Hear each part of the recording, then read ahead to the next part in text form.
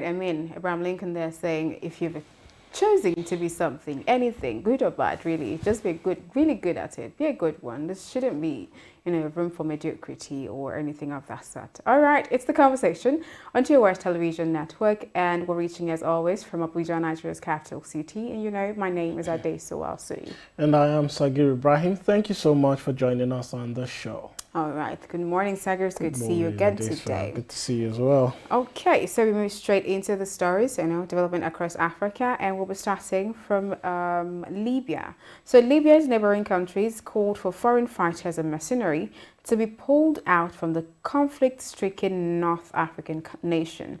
This comes after a two-day meeting attended by foreign ministers of Egypt, Tunisia, Sudan, Chad, and Niger that was hosted by Algeria. Moving forward, the government of Cote d'Ivoire has informed the World Health Organization that new testing has found no evidence that the woman in Ivory Coast who tested positive earlier this month for Ebola actually had the virus. WHO considers that the patient did not have Ebola virus disease, and further analysis on the cause of her illness is ongoing, it said in a statement on Tuesday. My question now is, what were they treating her for the whole time? What medication was she getting? Because I think it was last week they said she had recovered. So recovered from what? Exactly. What medication? How did they make that mistake to say, I think she had Ebola? Well, I've seen occasions where it happened with the COVID-19. I mean, we saw cases of where persons were tested and they tested positive, whereas they were actually negative. They did not have the virus. We've seen situations where somebody just had a mild fever, just running temperature and catarrh and a little headache here and there and sneezing, and then you're going for a test and then you test positive from the test kits. Now I'm saying the test kits sometimes are faulty, so it could be that the test kits also had a problem, but and I think there was no proper testing as well. Testing done for her because she was the supposed first case after 25 years.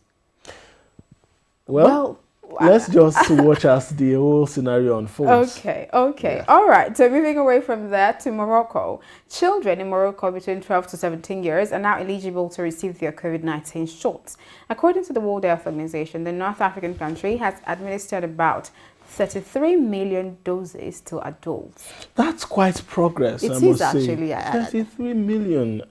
A total of how many people? Yes. I don't think they're up to 100 million. I think they probably vaccinated almost half of the population. Their population. Already. That's nice. I was going to say that I think it's still too early, to commence vaccination for children because they have a very strong immune system.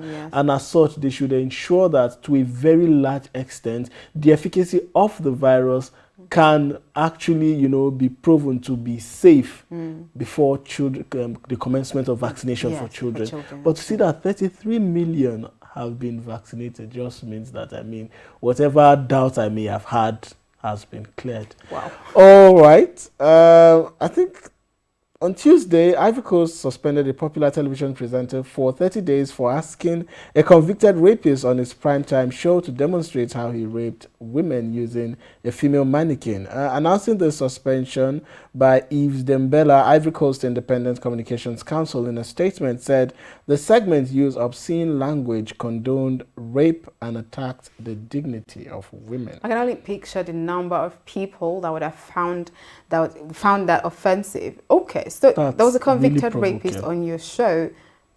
Is there need for you to ask him to demonstrate what he actually did? I don't even think that was professional anyways. You see, sometimes one might think he or she is thinking out of the box when demanding certain things be done on the show, but you need to be careful to ensure that it's within the ambit of the ethics of the profession. Exactly. All right, we're going to move away from that.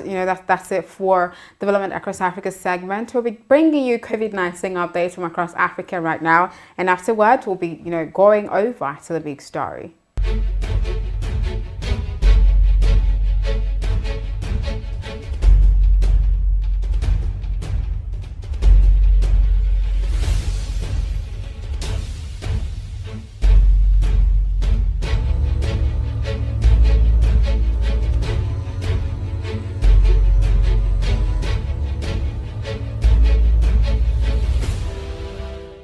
You're still watching The Conversation on your digital first Pan-African News Network, TOS Television, and you can be a part of the conversation by connecting with us on our various social media handles on Facebook, Twitter, and Instagram at TOS TV Network.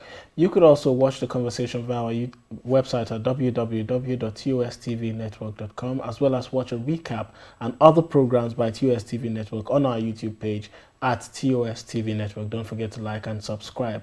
It is the big story segment of the conversation, and today's focus is on the impending ASUU strike, a seemingly unending tradition. Joining us via telephone to discuss this, as well as other issues around the subject matter, is Engineer Nureni Adidakwa Adiwole. Good morning, sir.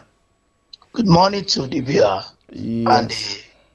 Yes, thank you so much. So it feels as though strike has become a part of the education system here in Nigeria. So I want to know what your take is on the frequency on the strike and the legitimacy of the strike as well. Thank you very much. As you all know, that education is knowledge.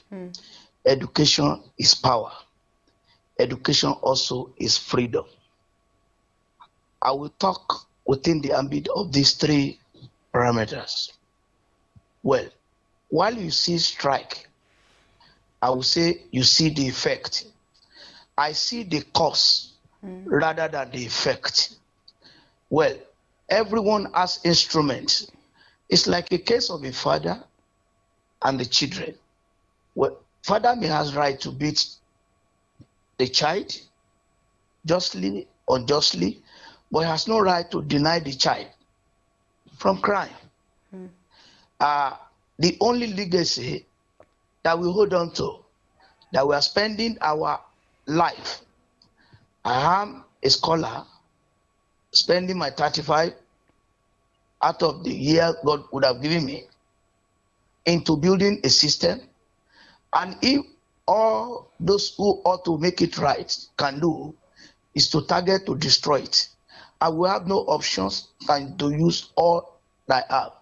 Well, if you say strike, I think what you should ask is that why the strike?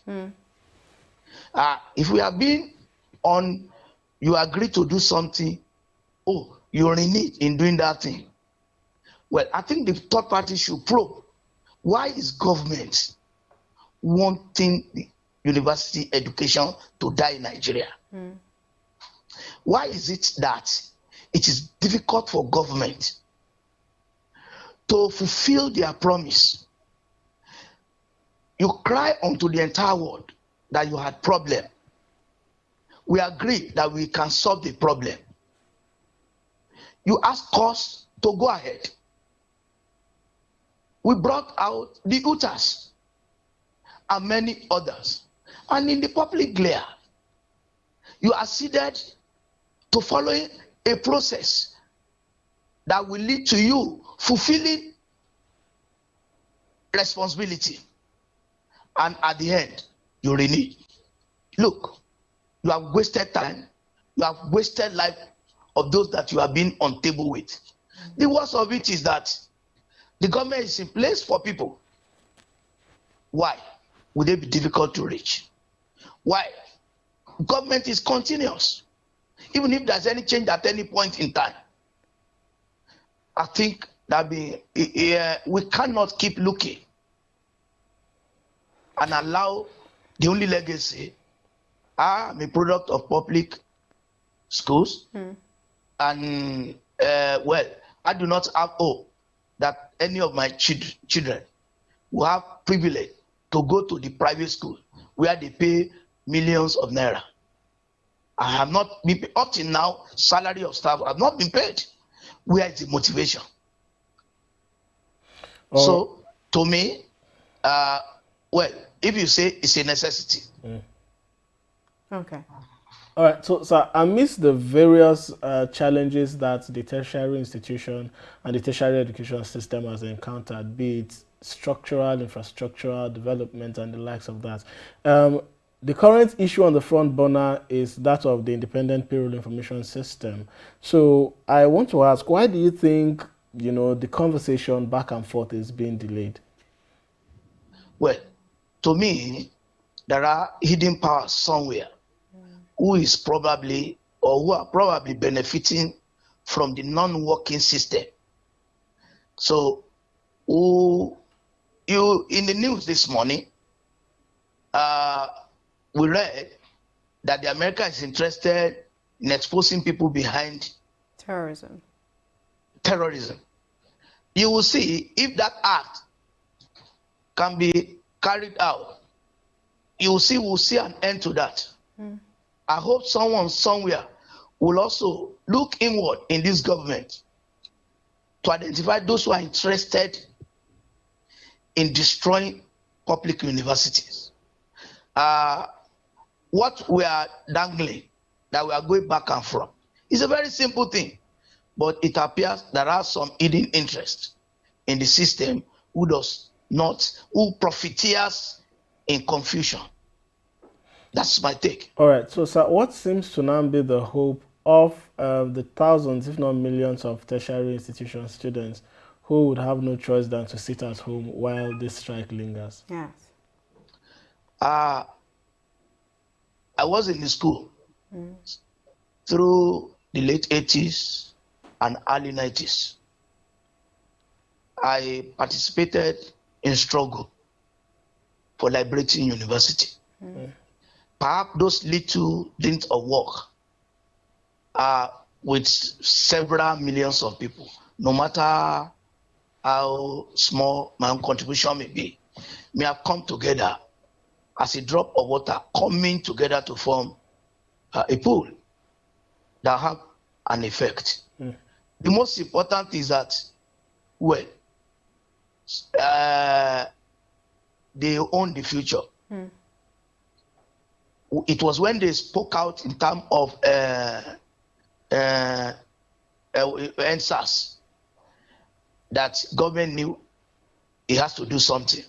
On this education, I think they should join force.